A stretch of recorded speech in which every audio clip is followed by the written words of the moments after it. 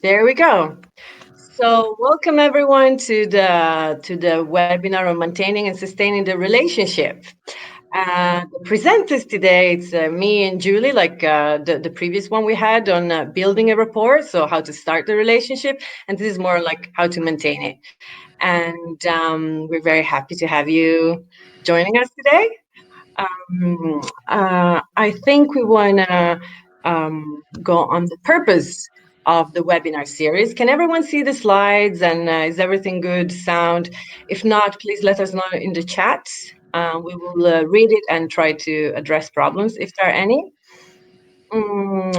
Yes. So yes, the purpose of the webinar series. We wanted to provide support to the mentors throughout their practice. So this is to continue to develop your knowledge and skills, draw attention on some of the tools that you already have as available. We focus in each webinar on some specific topics, and it's an opportunity for you guys to share with us like an insight on your practice. So let's get started. Um, the agenda. The agenda for today is a bit like last time. So we introduce ourselves, we introduce the topic, then we look at what is existing, the theory of practice, introduce some new things, and then go for Q&A. And what we want to try to do today actually is to experience a bit more of interactivity.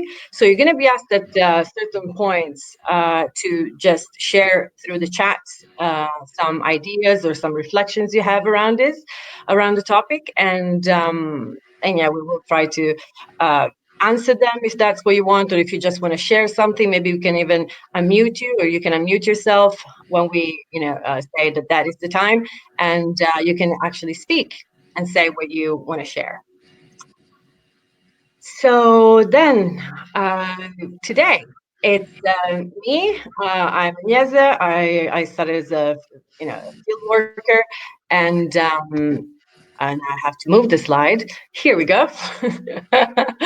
And I started as a field worker, and I'm now part of the mentoring and coaching hub since quite a while, actually, since 2012 more or less. And I'm responsible for mentoring and coaching for the only intersectional pool we have, which is the one for comms, and for the continuous professional development, which is the offer for mentors to, as I said, explore their practice and reflect on their practice. I'm also a coach, and that would be it about me. Julie, do you want to share something about you? Yeah, thanks, Agnese. So most of you online, I know you through one way or another. I'm supporting with the CPD webinars across a range of topics. And I've been working with the Mentoring Coaching Hub for getting on for 4 years now. So back in 2016, when we accredited the programme with the European Mentoring Coaching Council, ISMCP, and then the EQA for the training for mentors. And in the last 3 years, I've been researching the impact of mentoring, more recently the impact of coaching, and also the impact of team coaching. So a whole range of impact evaluation projects with the hub. So really lovely to be here, and it's really nice to see some familiar names. So it'll be lovely to talk to you shortly. Now I'm going to just introduce a couple of slides on the topic area and why this is important within the context of mentoring. And we chose maintaining the relationship because really what we're talking about here is this idea of the ongoing commitment and the maintenance and sustaining. And often with training, we tend to focus on the beginning point of the relationship. So there tends to be a lot of focus on how to build rapport, contracting, creating the purpose of the relationship, looking at objectives. And then we tend to focus then on skills and then the closing of the relationship. But what we tend to not do is actually think about, well, what does it take? What does it mean to actually nourish the relationship, to ensure that we maintain energy within the relationship, that it's effective, and what we mean by effective, and that we're really trying to strengthen it as we work through, whether it's 3 months, 6 months, or 12 months, because I know within MSF, the relationship duration varies. Often in the mission, it's the length of the mission, which can be that 6 months or 12 months, but actually ensuring that it doesn't sort of drop and the energy levels droop, and then it sort of comes to a natural, unnatural close rather than a natural close. So this is very much focusing on that and those transition points. So there's quite a lot of literature around the intensity of the learning within relationships, and Professor David Clutterbuck and myself, actually, we've done quite a lot of research around what are the typical transition points in a relationship. And this is a model that he created where he looked at formal mentoring relationships over a number of years in different sectors, different regions, different purposes, so whether that be diversity or leadership. And there is a typical transition. And this really shows a fairly typical transition, but doesn't apply to all necessarily. And what we can see here are these different stages. So the beginning, which we talked about last time in the CPD webinar, which is around developing rapport, setting the direction of the relationship, using some of those existing tools that you have within your toolbox. And at that stage, it's really the getting to know stage and kind of working each other out in a sense. And as you move through to the relationship maturing and developing that sort of level of honesty that's needed to make progress, and as progress happens, the intensity of the learning increases. And what the theory says is that you need to have moved through rapport and direction setting really before we get to that high intensity of learning in the maturity stage, and we're making progress, so progress through to maturity. And there does reach a point, as is demonstrated by the model, where the mentee might feel that the mentee no longer needs you as much as they did at the beginning of the mission, where their needs were great. And so the intensity drops off. So the intensity of learning drops. And sometimes you see a very sharp fall. So what we see in the model is it's a very sharp fall. And sometimes it's that there's less of that sharp fall. So it does vary. And what you can find is sometimes relationships are renewed. So sometimes there's a renewed focus in the relationship. And that might be because your mentee has moved to another mission, and that you stay with that mentee, and that does happen within MSF, as I know through the research, and then moved into a higher role perhaps, or a different context, and you're supporting them again, but their needs have changed perhaps in that time. And so we can see almost this curvature, that's sort of the up and down motion, where the intensity of learning varies depending on where you are in the relationship and their stage of development within MSF.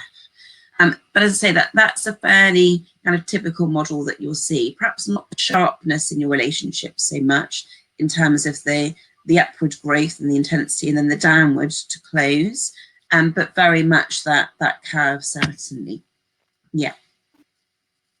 Now, what we also talk about in the existing literature, and I presented this a year ago, if some of you were at the CPD workshop with myself and Paul Stokes from Sheffield Hallam University, and we talked about these different layers of learning zones. And I thought it's useful just to reiterate this. So for some of you that were at the workshop, you might remember this very clearly. Some of you, it might be a bit more hazy, and for some of you, it might be the first time that you've seen this. But this really applies to that previous slide in terms of how intense it is the learning. And what the theory says is that where a mentee might start in the panic zone, and that does happen within MSF. So when a mentee first joins a mission, they're in a new context, a new country, a new mission, potentially a new role, a new team. So everything in that situation, that context is new. Often what mentees experience is a state of panic. And the panic is where they're absolutely in the red zone, feeling overwhelmed. And in that space, the mentee very often will simply be venting. So when you think about your mentoring model of development of competencies, vent, reflect, often a lot of time is spent in the venting stage of that mentoring model. And if we think about development of competencies, that often comes later when you're just trying to get them to cope, in a sense, with the mission, with the position, and working with their team. Now, in time, mentees will move into the stretch zone where they start to feel perhaps more comfortable. They're getting to know their team. They might have further support that they didn't when they first started. You might be their only support when they first started their mission, which is a huge responsibility in some ways. But over time, they move into that stretch zone, and arguably that's where the greatest intensity of learning occurs, where you are then really developing their competencies or focusing very much on that purpose that you set, that direction that you set towards the beginning of the relationship. And in time, they may move to the green zone where they feel comfortable. There's some normalization, but for some mentees in the field, the green zone may never occur. For some mentees with the research we did, they feel permanently stretched and even panicked in some cases. But it's that amber zone where learning can really occur, and to some extent the green as well. Now, in the research on the next slide, you can see, and there's quite a bit of text there, but I'll just summarise. These were some of the quotes that we extracted from the research report, which I presented in September. So we presented the outcomes of the mentoring impact research, and we can see there with some of the quotes that they represent different levels in terms of the thoughts and feelings of the mentees. And I won't read them all, and you will get a recording of this, and you'll get the slides so you can have a look at the detail. But we can see some of the typical words there of feeling overwhelmed. This idea of feeling very much in the panic zone, and feeling that it's a new context, a new environment, and actually just coping with the day-to-day is enough. But over time, that's when the transition can occur and the intensity of the learning does occur as mentees feel more settled and more able to cope in their new roles. And we've also got some nice quotes there from mentors that also illustrate how the shift that takes place, and with the shift that takes place, the shift in learning can also take place. Now, some of the indicators of maintaining a relationship and sustaining and nourishing the relationship are really having the purpose at the forefront of your mind. So, going back to that purpose, the purpose of the relationship, and the clarity really of what it is that you're doing within that mentoring relationship. And the clarity doesn't always have to be there necessarily, but it's just actually thinking through and going back to revisit the purpose. And as you transition from rapport to purpose to direction to maturity, the depth of the relationship develops, the trust, the degree of honesty, the way that the mentee opens up with you. And of course, we know that through the research that maintaining momentum, maintaining not necessarily action as such, but actually having some pace to the relationship and having some momentum also is an indicator of that sort of maintenance, and ensuring that the focus is maintained. And as time progresses, the ease of communication, what do you notice about how you communicate, the depth of the communication, the richness of the communication, the richness of the conversation, the things that you notice as you transition through the relationship, what you notice about that. Yeah, so maybe we can take a second now and just check with the people attending. What have you noticed about transition times in the relationship? Like, what is your experience of that? Is that something like, clear cut that you can see, that you've been, exposed to, that maybe was even like obvious with, to the mentee and to you? Like, what's your experience around that? Maybe you want to share something about it. And you can just write in the chat, and we are just going to be waiting for a few seconds, giving you the time to have some reflection around it. What are the signals maybe you notice?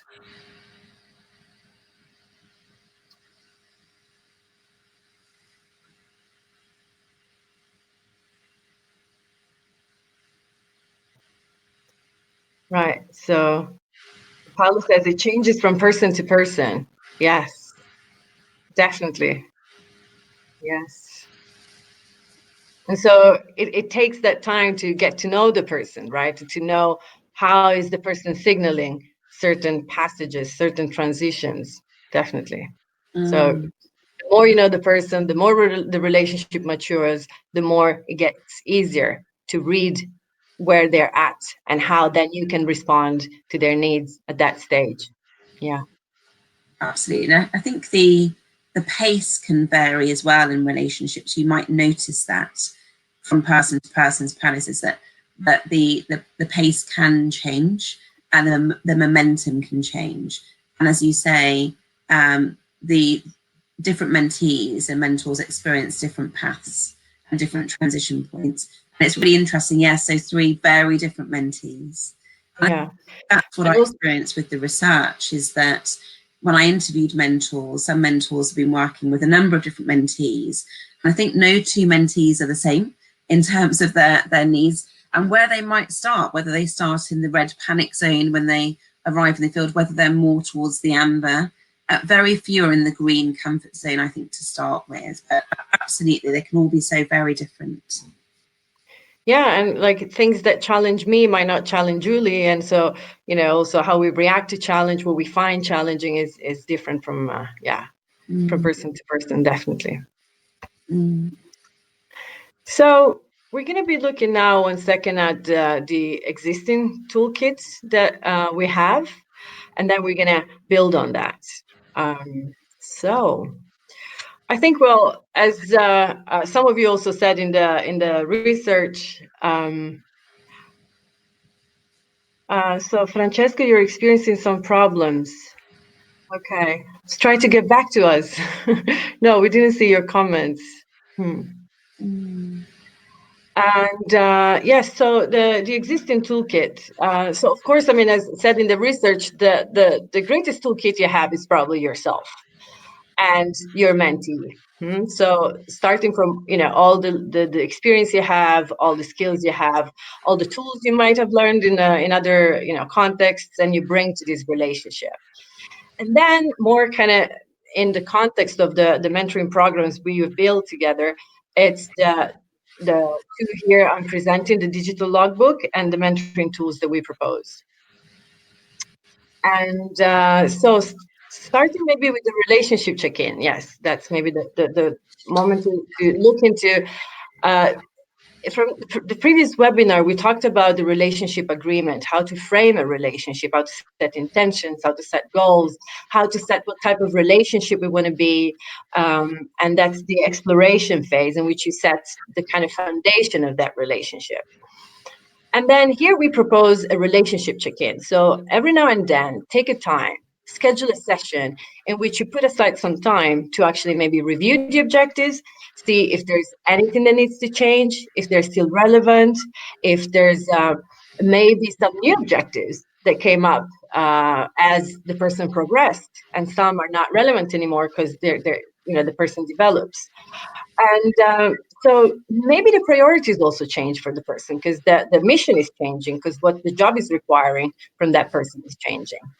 So, take the time to see that the person is still motivated to achieve those objectives. Then, of course, the rapport. How is the rapport? And how can we have a rapport that is even better? And so, yeah, to what extent, for example, are we still aligned? And how far have we progressed? And how could we progress even faster or deeper? And then also the logistics that sometimes is a bit neglected.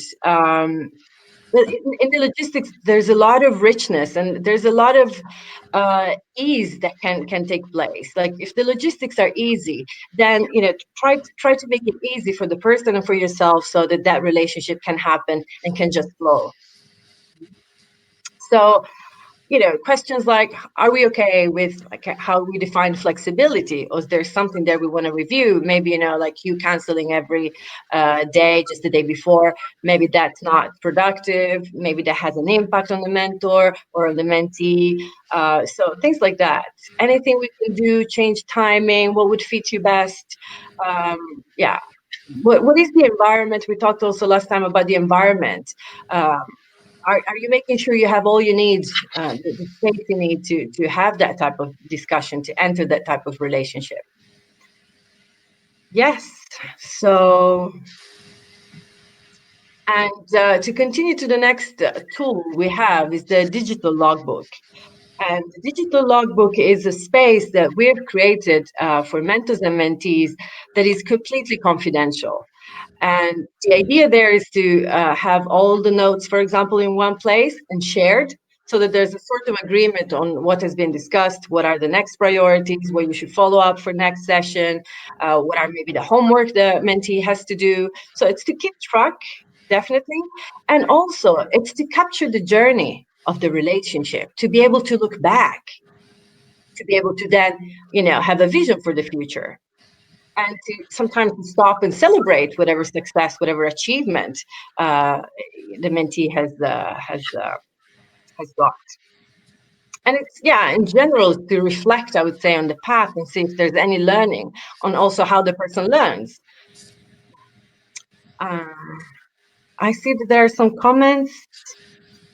Um, okay. So then, yes, moving on to the next tool. Oops, sorry. It's the mentoring tools, and these you can find on the website, and they're very just suggestions that, because there was at one point the request from the mentors to have tools to kind of work on certain topics, on certain issues, and to support the mentees in their development. So we've proposed few topics, few tools, and they're on the website. They're available. Please do reach out to your mentoring program manager or to other mentors if you want to reflect on these tools, and also if you have additional tools that you would like to share with the pool of mentors. So there we propose different things like the role analysis, for example, in which we ask the mentee to go back into his environment and gather feedback on how people see him or her, and what is the impact this person creates and how they see the role of the mentee. And then they can take all these into the mentoring relationship and debrief with the mentor about what they've found. So now we're thinking of adding some tools to your toolbox. Yeah, and I think before we move on to that, I think it'd be really useful to have just a pause there again. Mm-hmm. Thinking about your existing tools, and some of those tools that Agnese has talked us through, is whether you use the tools. If you do use the tools, how might you use the tools to keep your relationship relevant, to maintain it, to sustain it? So maybe we just pause for a few seconds. And again, if any of you want to comment in the comment box around, with those tools that Agnese has already mentioned, are there any that you do use that help you maintain the relationship, focus, that energy within it, the nourishment? Yeah, so maybe just pause there, and if anyone wants to comment in the box, and we'll just have a couple of seconds before moving on, perhaps. Yeah, and while we wait for comments to come in, I was just wondering if anyone uses the mutual agreement, for example, the how you design the relationship at the beginning with your mentee as a tool that the mentee has then used with his team or her team or supervisor. So, because that's also a tool, naturally. A tool that they have experienced in their relationship, so that they've grown kind of comfortable in using.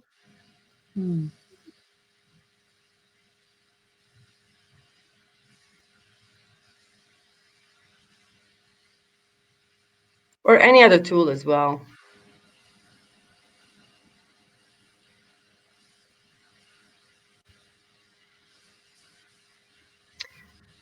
Well, there are no comments coming in, but if you do think of something and there's something you want to share as we go along on this topic, please do post it, and we'll look at it at the end when we're going to have the Q&A. Yeah, and previously, actually, Paolo, you'd commented around the zones, the red, amber, green. I noticed that you said that you're working with 3 mentees, and you've got one that continues to be in the red panic zone. You've got one that's in the yellow zone most of the time, so that's stretch, and one that's more in the green, sort of more towards the comfort zone. And that's really interesting, isn't it? I think, to work with 3 mentees that are all in different positions. in terms of kind of thoughts and feelings, which then influences obviously behaviours undoubtedly. And as a mentor, it's quite a skill, I imagine, and you'll need to use a range of tools and techniques to support 3 different mentees that are in 3 different levels in terms of panic, stretch and comfort. And I'm just imagining, you know, the sort of the energy that takes to switch to support 3 mentees in different levels, in different zones. I just wonder perhaps whether you want to comment any more on that before we move on to look at some of the some builds that we have on the tools. So I'll just give that a moment. Yeah, so the most difficult is the yellow zone, the stretch. Yeah, not in the comfort and not in the panic. Yeah. Interesting. And I wonder, when you think about the MSF mentoring model, you know, you have this model, don't you, in terms of venting, reflecting, development of competencies. And so I wonder, therefore, when you're the most difficult mentee that's in that stretch yellow zone, that the time that is spent venting, reflecting and development. Yeah, so you're leading the contact and the person hardly ever contacts you. Yeah, that's challenging, isn't it? Yeah, when you're leading you're initiating the contact, you're the one that's leading that, and I think it's interesting, isn't it, this stretch zone, because in the panic zone, what mentors have previously described is the mentee needs lots of support in the panic zone, and some mentors have experienced having 2 or 3 conversations a week. And in the comfort zone, the mentee feels very comfortable making contact, you know, leading that. It's established, you have a routine, you know, it might be a sort of a monthly contact to 3 weekly. That stretch zone, that I think that can be perhaps the most difficult zone to work with, because maybe they don't need a lot of contact, and there isn't that consistency in the relationship. Yeah, so in the green zone, it's more a venting relationship. Yeah, and more even. Yeah. Okay. So in practice, the transition to one phase, the next phase happens organically. Absolutely. There's no clear-cut moment when you experience the change. Therefore, the main challenge to me is being able to see and feel the change as it happens and react without interrupting the natural flow of the discussion. Yeah, fully agree. There's very much in mentoring relationships, very much, you know, on organic, there's this sort of natural, sometimes it happens without even noticing this natural flow. Absolutely. Yeah, this is a very natural transition. Not necessarily in all relationships, but in the majority, absolutely. And you don't necessarily see those clear-cut spikes in terms of the learning, or those dotted lines that we saw in that chart earlier on, that visual that we saw earlier on. And I think it's just sort of naturally sensing that, you know, having a sense of when the relationship is changing, and you know, being able to touch and feel and know instinctively, but then being able to have the conversation around that. Yeah, very interesting, Francesca. Yeah. And also, to add on that, Julie, it's also sometimes very productive to kind of train the mentee on this, so that the mentee, him or herself, is aware of which, you know, zone he's into, and when he feels that then he has progressed or stepped into like the amber zone or the green zone, so that, you know, he kind of or she kind of owns that process as well. So you can definitely show, for example, this slide and say, you know, like, where do you think you are right now? And how will we know when you transition to one area or the other area? And how differently, for example, would you want my support to be? So definitely, you know, this is something you can share and have, again, the mentee in the seat driving this process as well. Absolutely, I fully agree with that. And in a lot of training programs, actually, all of the tools and the materials that we share with you, we also share with mentees.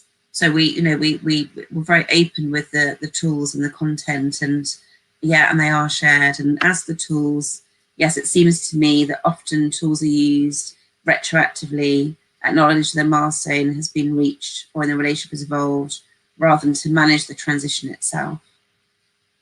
Yes, yeah, in a sense, I think some of the tools are helping you reflect, aren't they? Reflect in terms of what's happened, what's happening. So there is that sort of retrospective place, I think, with some of the tools.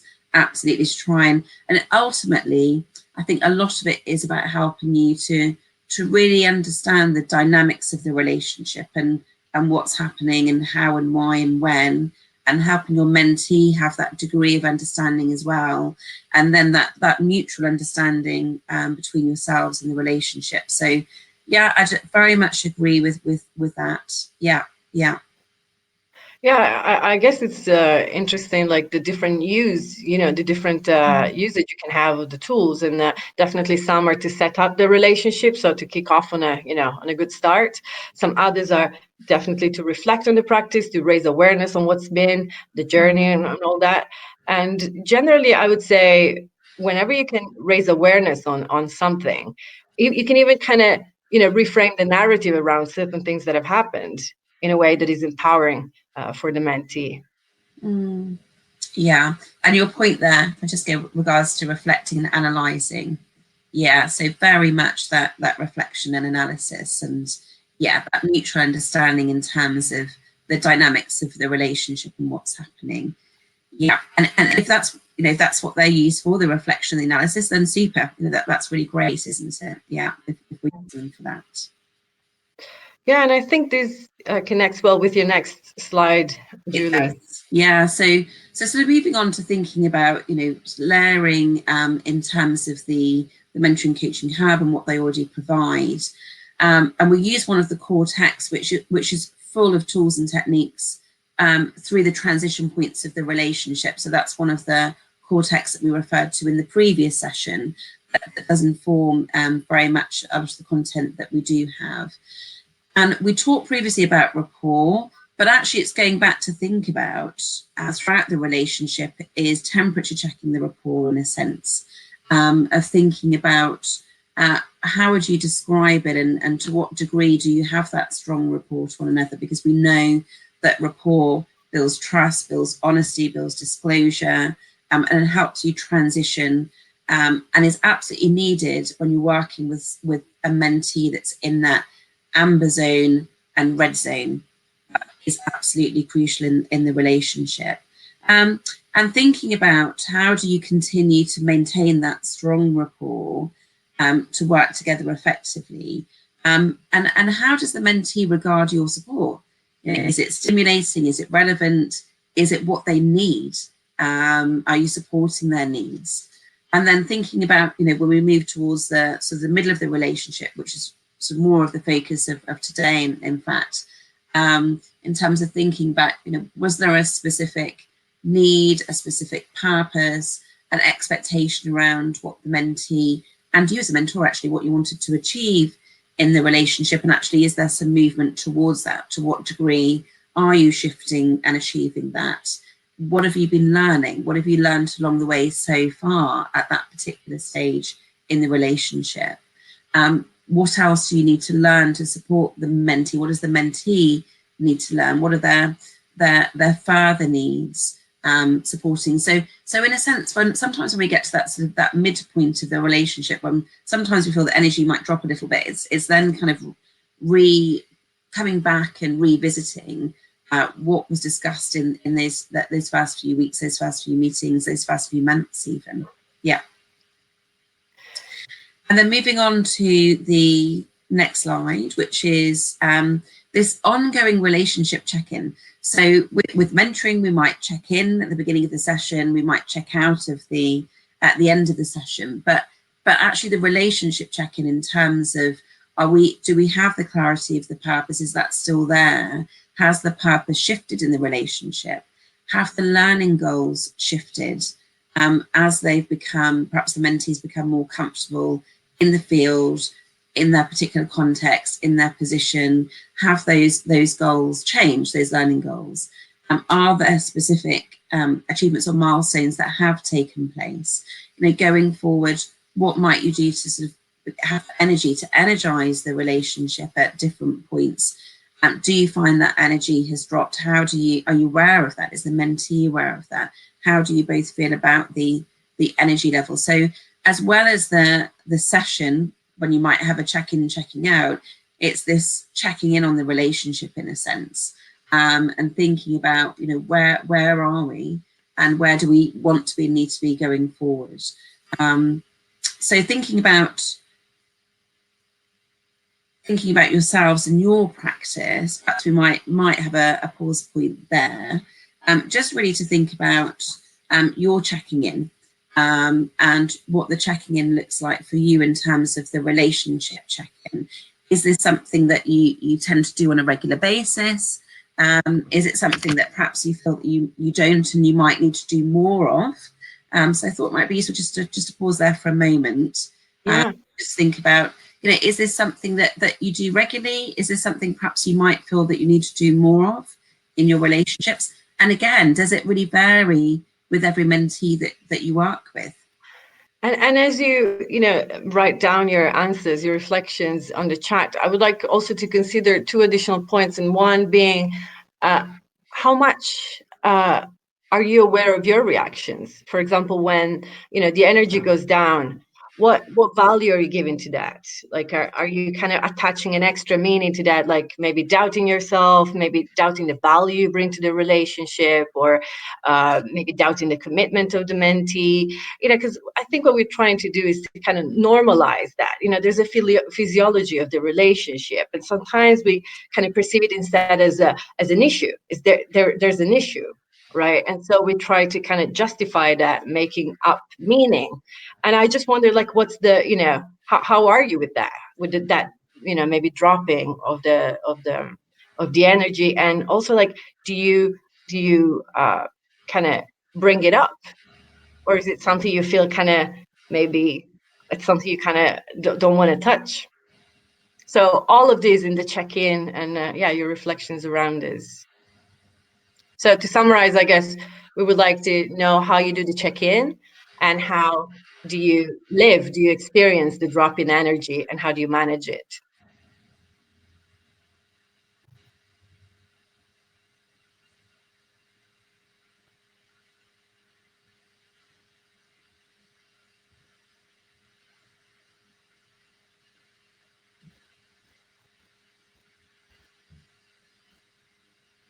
Because I think there's this question that comes up a lot for mentors, that is like, am I providing value?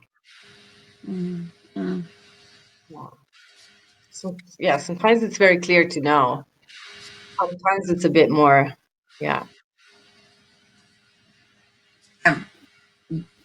So give you a moment to reflect. If you're relevant, if it's still relevant. If that need is still there. Mm-hmm.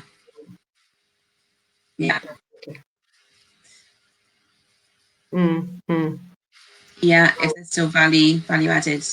Yes. So definitely, that's when you might want to do a check-in and really ask that question, and be curious and see, like, what is the value you find in this relationship. And I think maybe, something that can help is to kind of shift the focus from me, the mentor, and, they, the mentees, and kind of focus on the relationship. Bring the focus on what is it that we're creating together. So I want to say, kind of get some distance to kind of gain in perspective, and see what is the space we're creating together. And I think Patrice's point there about always come back to the agenda, useful to recenter, come back to the agenda.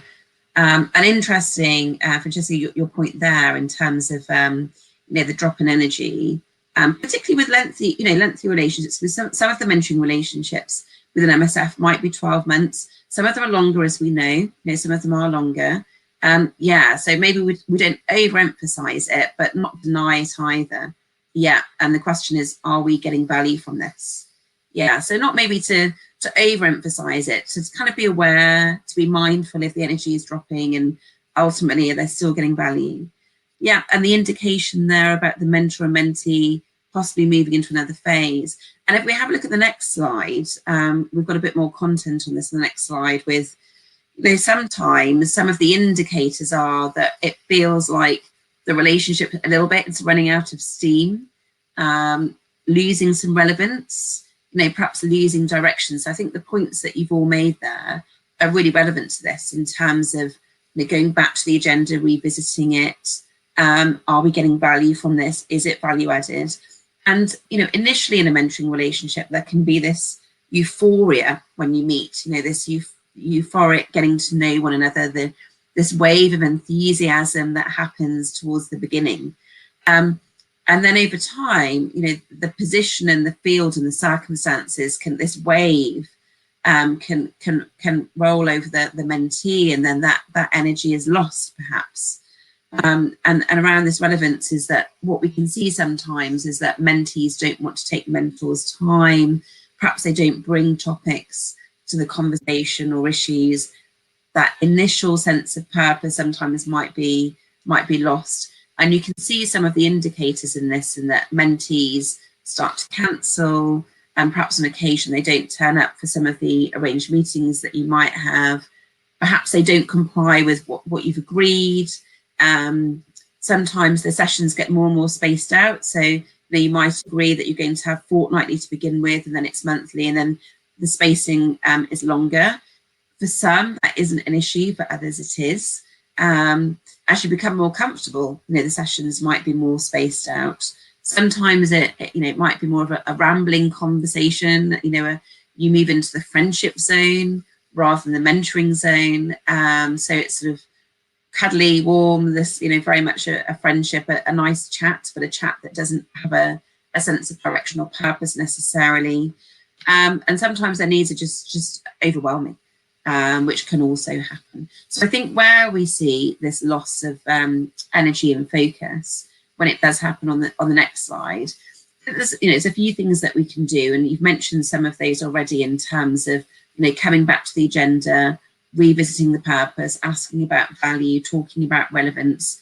But I think it's also that sort of recognizing what you're sensing, recognizing what you're feeling, recognizing what you're seeing, what are you observing in the behaviors and the actions, and then discussing it, recognizing it, naming it, discussing it, bringing it to the forefront, raising the awareness, having the conversation around it. So that kind of openly recognizing the sort of thoughts and feelings and what you're seeing and hearing and observing, and that level of honesty. And you can have that level of honesty, obviously, if you've built the rapport, which goes right back to the the beginning of the relationship. If you have that rapport and you're able to do that with your mentee, thinking about some key achievements. You might think, actually, let's look at what we've achieved over the relationship and some of the milestones that you've transitioned through along the way, and that can sometimes re-energize and refocus the relationship. And thinking about going forward, how can you serve your mentee's agenda? So as you said earlier, going back to the agenda and revisiting, and how can you best serve that? So there's actually quite a lot of things that we can do, and obviously fundamentally it involves conversation, dialogue, the dialogue and the conversation. And so many of the tools are the conversation, the dialogue that we have, and it being focused.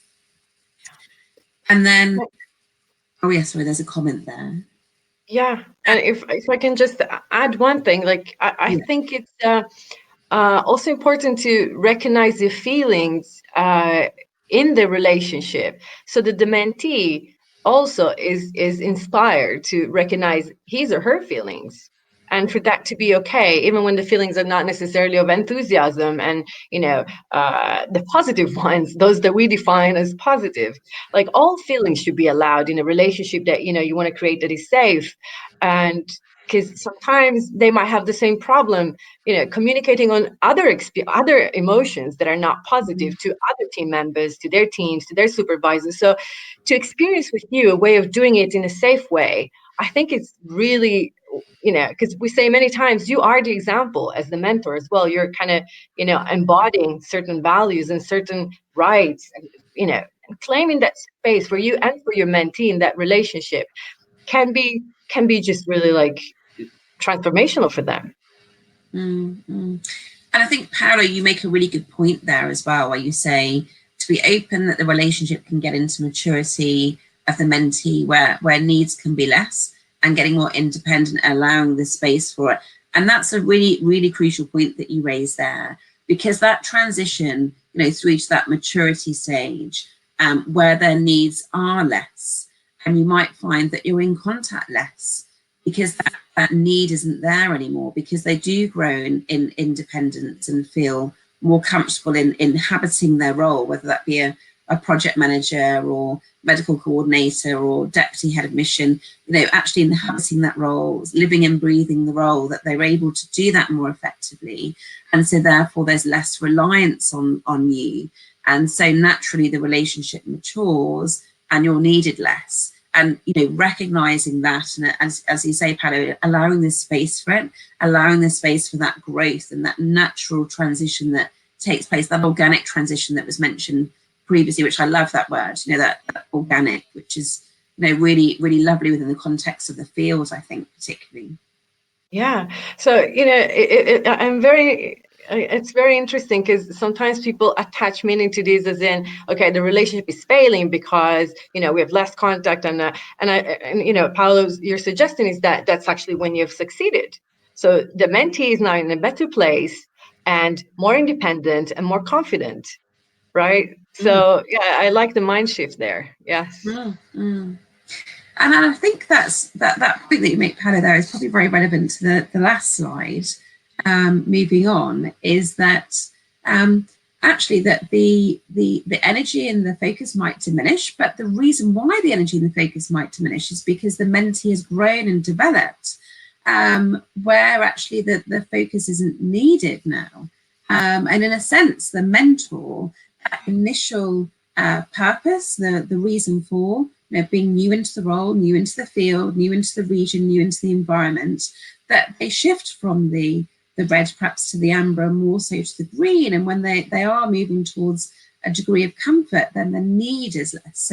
So the energy and the focus diminishes with that. But as Agnese has just said, actually that's a change of mindset, in a sense of actually that can be a real achievement. So we can look at these points on the slide in different ways. We can look at it actually that we've achieved what we set out to do. The mentee is in a really positive position, so therefore that's okay. And maybe it's okay when the relationship reaches maturity then to look at closing it. So we're going to come on to the next webinar that we'll do next month in December, will be around closing and evaluating the relationship and capturing the learning.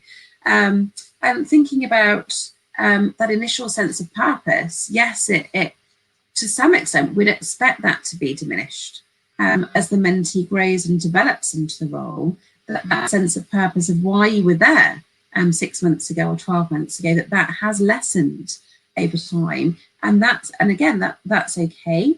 Does the mentee need to reframe? If the mentee wants to continue to have your support, do you need to reframe that support, reframe that purpose?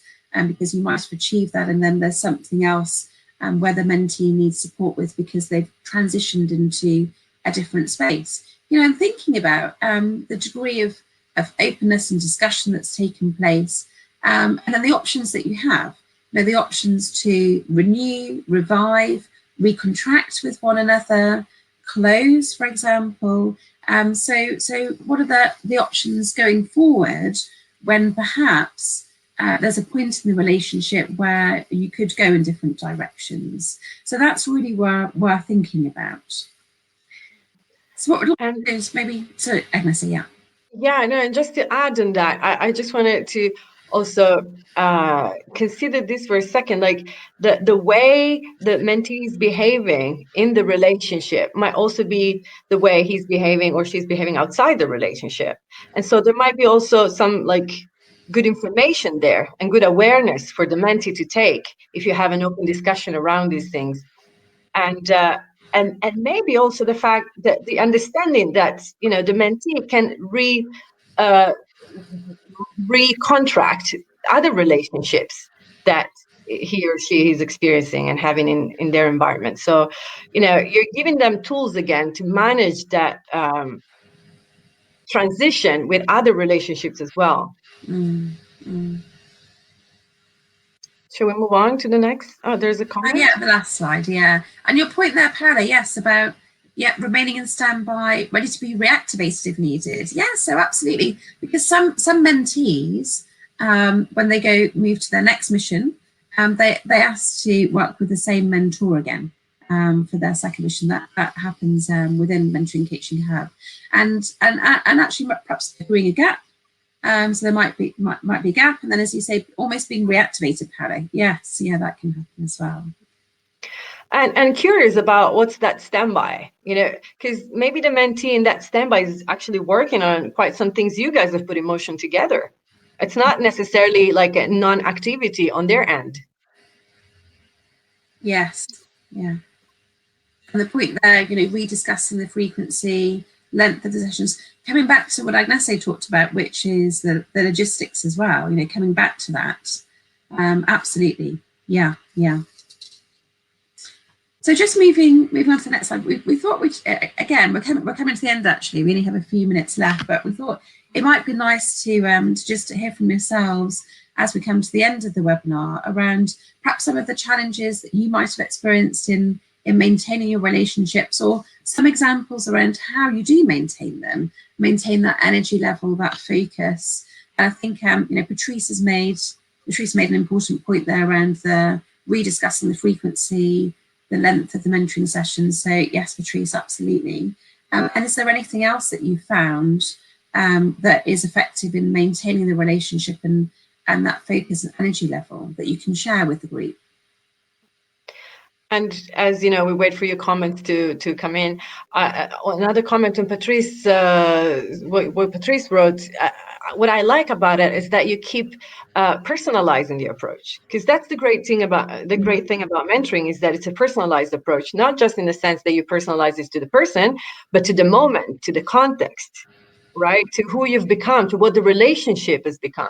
So yes, that's really great to see how we can constantly personalize that support we provide. Mm-hmm.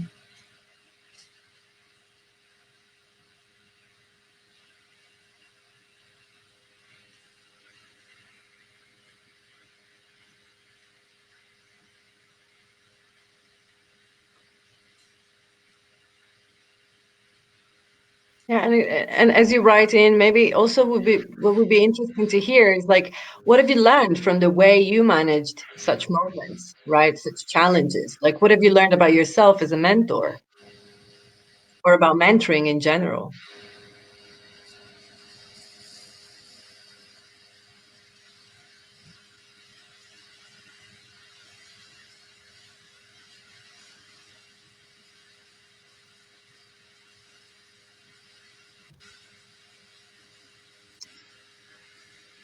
Well, as you guys maybe keep writing in, there it is.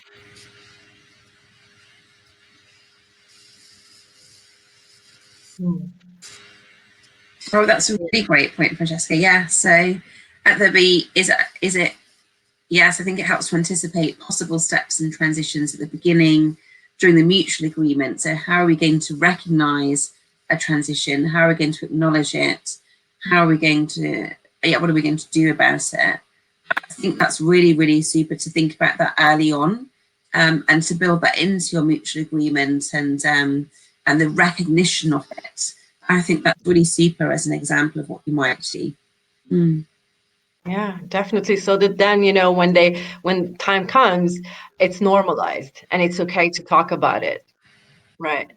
Yes. Yeah. And to bring the mentee on board in this discussion also, it's like super, efficient. Oh yes, Patrice. Yeah, the quality of the connection, the communication, shifting from video to audio, Skype to WhatsApp. Yeah, and I know that as mentors, you try a whole variety of communication methods, and some are particularly effective and others aren't. And having that flexibility to try different methods and what that means, when you can't. For some people, it's very important to see the person, you know, whether that's via video, Skype, they feel it's really important. For others, the telephone conversation, the audio, that's good enough, and they get a lot from that. And then the idea of emails and text messages and, you know, WhatsApp, different things work for different people. But as a mentor, you know, to flex between video to Skype to audio to email to WhatsApp, that's a real skill, to be able to flex between those different methods. Absolutely. So yeah, really important point, Patrice. Yeah, as a ex-logistician in the field, I would say, I mean, logistics are really what make things possible, right? They're really, really crucial to the success. So yeah, please never underestimate the logs and the logistics around things. Like, they can build bridges for things to happen. They're super important. Yes, definitely. Oh yes, and your extreme cases, Paddy. Yeah, and often these transitions aren't smooth at all. You know, often they're sort of quite spiky, can be quite spiky, sort of with ups and downs. And I think some of that comes with sometimes having mentees that are in those the red zone or the amber zone, that it can be a bit more sort of high dips and low dips and highs, extremes almost in a sense. Yes, no, I agree very much so. And after all those commitments for appointments, yeah, I'm not sure it was the need or it's the real challenge time. Yeah, and Abdul, here, I just really think that the only person that can give you answer is the mentee, and really kind of, you know, reflect back the impact this is having on the relationship and ask the mentee with curiosity, you know, what's happening and how do you want to continue further. I think curiosity here, as you express in your question, is really key. Like, you know, you don't really know and you have no idea. And so it's like being curious, like, what is it? What's happening? How can we, you know, get past this, this challenge? Definitely. Yes. Okay, let's move on Minutes to, left. Yeah, there's just a couple of minutes, Agnese. So if there's any question, please throw it in. And while you do that, we share some resources. So, Julie, you want to say anything about these two books? Or? Yeah, there's a couple of articles there. Obviously, what we do try and give you is a range of materials, a range of resources. So sometimes we might refer to textbooks, you know, the core text that I mentioned. Sometimes we might refer to articles. So both these articles are in journals. I've made sure that whatever articles I provide, that they're open access, so that you can Google them, put them into Google Scholar, and you can find them and download the PDF. So whatever I provide, I'll try and always make sure that it is open access, so that no one's having to pay for the materials. But they're two very different articles just around this idea of transitions and phases and what happens in relationships that you might find interesting to read. And there's just a couple of comments there. Yeah, fantastic. That's such a valid point. Yes, and there's so much to say around it. I think, again, for me, curiosity is what I would bring into the relationship and really ask, like, I feel we're repeating certain, subjects, and like, is this what we need? Is this how we want to use the time? Or is there something that wants to advance and it's not advancing for some reason? And again, be curious about it and see if you can support in that. But definitely, I totally agree with you with the linear manner is a construct. I mean, nobody develops in a linear manner. So again, normalize that. It's I agree with you. Thank you for sharing that. And thank you to all of you for your participation today and really engaging with the topic and all the very interesting points that you've made. We really appreciate it. I know we don't have a voice, but the fact that you can write comments, it feels like you're in the room with us and you have a voice with us. So thank you very much for that today. And you're going to receive like a very little survey. Please do fill it in and, to make this better, because this is for you designed is the way you want it to be. So thank you for filling in the survey and thank you for participating today. Hopefully we'll see you next month. We'll hear from you next month and the next. Yes, exactly. Okay, have a great day. Thank you, everybody. Bye.